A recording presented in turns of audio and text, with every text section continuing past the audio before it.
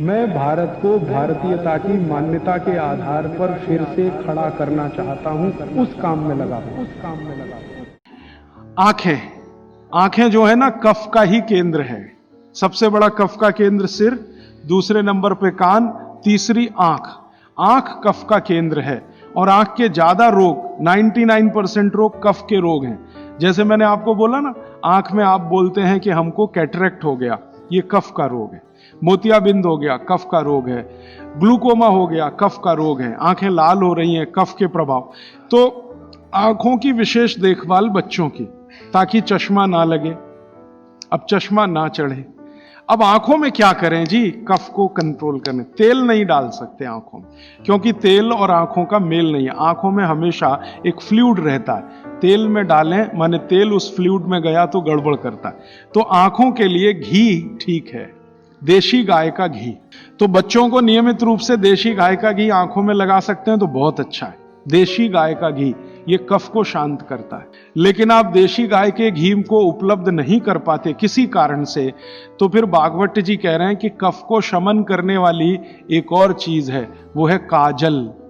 काजल माने carbon. Carbon कफ को शांत करने में सबसे बड़ी भूमिका निभाता है। तो बच्चों को नियमित रूप से आंखों में काजल होना ही चाहिए। भागवत जी ने बहुत सुंदर शब्द इस्तेमाल किया है, सौवीर अंजन, उसको कहें काजल, सौवीर अंजन, बहुत सुंदर शब्द है। और भागवत जी इतने दयालु और कृपालु हैं कि उसकी पूरी विधि भी लिख के गए कि बच्चों के लिए जो सौवीर अंजन बनाना है वो कैसे बनेगा।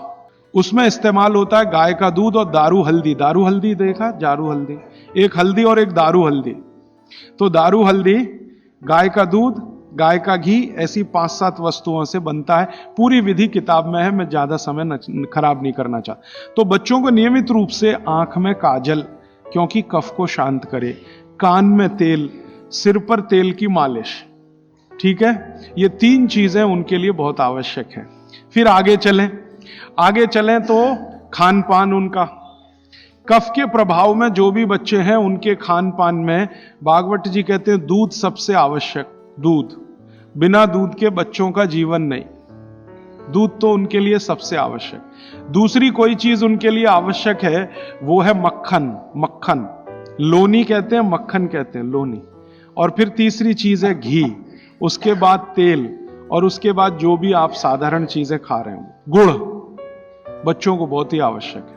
क्योंकि कफ को संतुलित रखने में जो जो चीजें मदद कर रही हैं, घी है देशी गाय का, दूध है, दही है, मट्ठा है, मक्खन है, गुड़ है, ये सब कफ को संतुलित रखने वाली चीज है।